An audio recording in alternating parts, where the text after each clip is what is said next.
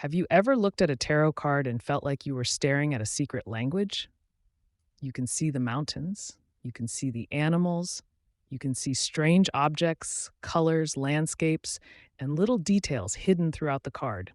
And you know they probably mean something, but you have no idea where to begin. If that's you, I have some good news. By the end of this video, you're going to have a simple method for reading tarot symbols that you can use on almost any card in your deck. You won't need to memorize hundreds of meanings. You won't need a giant guidebook sitting beside you. And I genuinely believe that by the end of this video, you'll feel much more confident looking at a tarot card and understanding what its symbols are trying to communicate. Because here's the secret most beginners never hear. Reading tarot symbols is not about memorizing, it's about observing. And once you learn what to look for, tarot becomes far less intimidating and much more intuitive. Let's start with something that might surprise you. You already understand symbolism. In fact, you use it every single day. Imagine I showed you a picture of a bright sunrise. You'd probably think about hope, new beginnings, possibilities, or a fresh start. Now imagine a dark storm rolling across the horizon. Without anyone explaining it, you might think about tension, uncertainty, conflict, or emotional upheaval. Nobody had to teach you those meanings. You understood them naturally. That's because human beings are wired to think in symbols. Movies use symbolism, books use symbolism, dreams use symbolism. Even road signs use symbolism. Tarot simply speaks the same language. The problem is that many beginners believe every symbol has a secret definition that must be memorized. They see a mountain and wonder what the official tarot meaning is. They see a river and immediately reach for a guidebook. They see a bird and start searching online. But experienced readers usually approach symbolism differently. They treat symbols as clues rather than definitions. And that one shift changes everything. Before I show you the process I use, there's something many beginners completely overlook. Most people zoom straight into the details. They focus on the flower, the crown, the animal, the sword. But before you look at any individual symbol, I want you to look at the entire environment. Ask yourself, where is this taking place? What kind of world am I looking at? Is it a lush garden that feels alive and abundant? Is it a barren landscape that feels isolated or challenging? Are there mountains in the distance suggesting a goal, a challenge, or perhaps a journey that still lies ahead? Is there calm water nearby creating a sense of reflection and emotional balance? Or are the waters rough and unpredictable, hinting at emotional turbulence or uncertainty? Even the weather matters. A bright sunny sky creates a completely different atmosphere from dark clouds gathering overhead. Before you've interpreted a single symbol, the card is already giving you information. Think of it like watching a movie. Before a character even speaks, the setting tells you something about the story. Tarot works exactly the same way.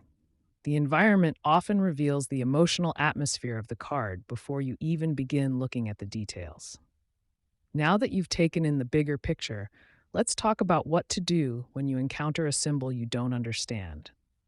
Whenever I see a symbol, I ask myself 5 simple questions. And the beauty of these questions is that they work whether you're looking at the Fool, the Ten of Pentacles, or a card you've never seen before. The first question is, what am I actually looking at? It sounds obvious, but don't rush past it. Is it a river, a horse, a tree, a bridge, a key? Simply identify the symbol before trying to interpret it. Many beginners skip this step because they're so eager to find meaning. The second question is, what does this thing naturally do? This is where tarot starts becoming much easier. A river flows, a bridge connects. A tree grows, a key unlocks, the sun illuminates, a road leads somewhere, a bird rises above the landscape and sees things from a different perspective. Notice that we're not using tarot definitions, we're using common sense. And common sense is often one of the most powerful tools in tarot reading. The third question is, what qualities do I associate with it? Let's imagine you're looking at a road stretching into the distance. You might think about a journey, direction, progress, a choice that must be made. a life path unfolding over time. Now imagine a closed door. Suddenly, we might be thinking about opportunities that haven't opened yet, things that remain hidden, or perhaps a decision about whether to stay where we are or step into something new. The same thing happens with animals.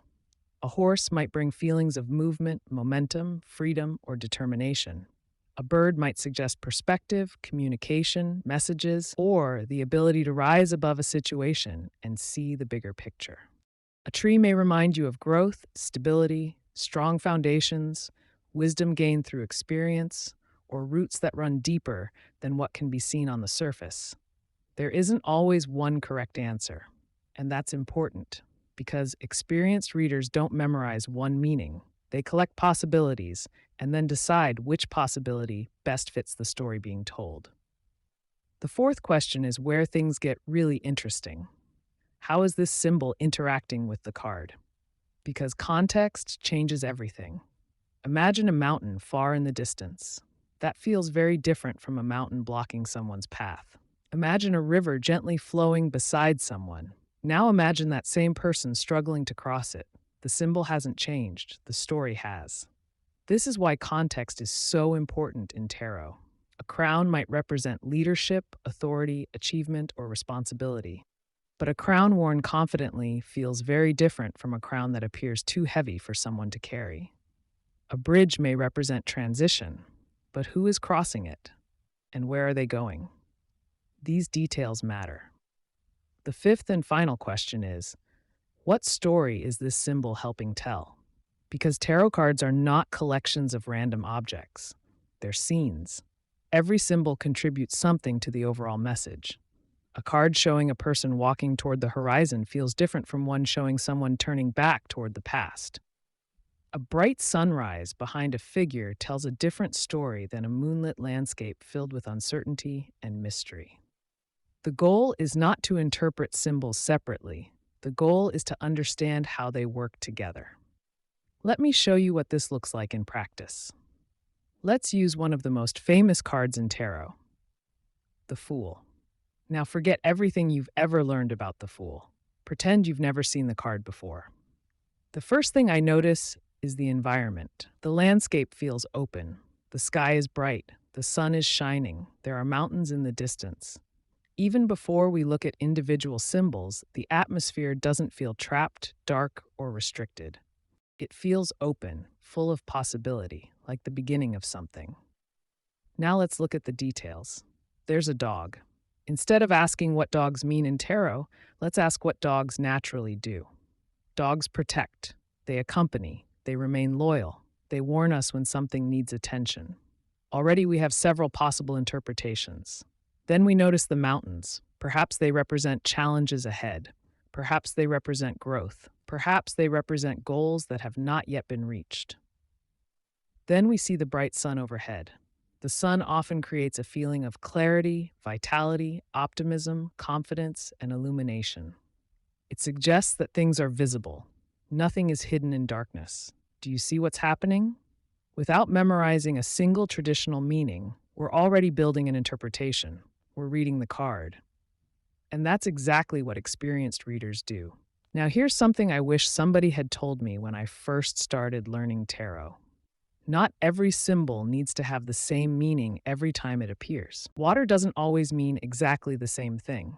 Sometimes it speaks about emotions, sometimes intuition, sometimes healing, sometimes the subconscious mind. A calm lake and a violent ocean create completely different experiences.